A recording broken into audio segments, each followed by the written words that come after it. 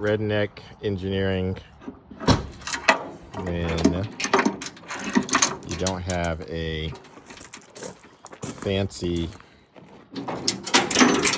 CNC machine to make parts.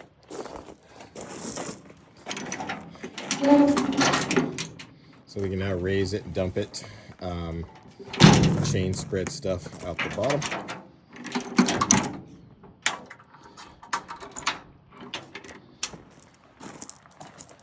Or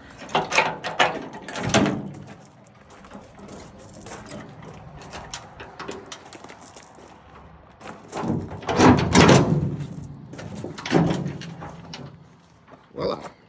And we also got this apron that we built down here. So basically this truck had a piece in here that had a lever on it, and it came and would close over. That became completely rusted and broke, and so there wasn't really any way to get in there and fix it, so we made this, and it works. And so yeah, little redneck engineering.